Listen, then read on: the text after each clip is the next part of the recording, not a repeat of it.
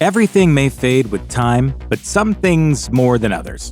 The very Bible used to swear George Washington in as president remains well preserved and occasionally even sees the light of day.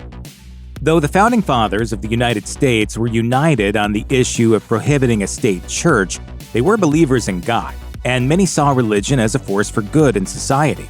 They also appreciated the power objects could have when associated with momentous events. For example, according to John Meacham's Thomas Jefferson, The Art of Power, Thomas Jefferson expected the desk on which he wrote the Declaration of Independence to be revered, and that future generations would assign historical relics value that went beyond their material worth. In many ways, this prediction was accurate, and one item that has certainly gained historical value is the Bible with which George Washington was inaugurated. The 9-pound illustrated edition is currently held by the St. John's Lodge No. 1 Foundation in New York, which has made it available for museum exhibits, private viewings, and other inaugurations. However, if a popular story is true, the Bible George Washington used to take his oath in 1789 is only part of American history due to poor planning. According to CBS News, the story goes that while every other detail of the first presidential inauguration was attended to, no one thought to bring a Bible.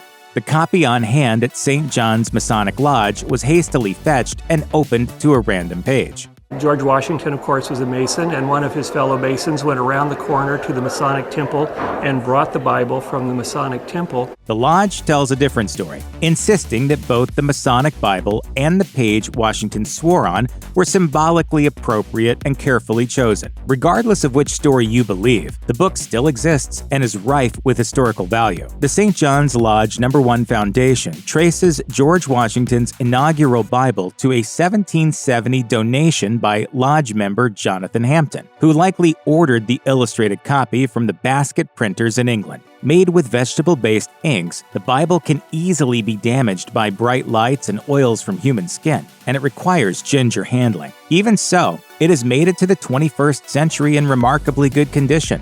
In fact, it's been kept in such good shape that it's been used for several successive inaugurations and other solemn occasions connected with the presidency. The Bible remained closely associated with Washington for the remainder of his lifetime. An extra page featuring his likeness was added, and Washington himself brought it back out of the lodge when laying the cornerstone of the Capitol. The artifact was also used in his funeral procession. Over 100 years later, Warren G. Harding was the first president after Washington who asked to use his Bible for his own inauguration. The request was granted, and Presidents Dwight D. Eisenhower, Jimmy Carter, and George H.W. Bush followed suit.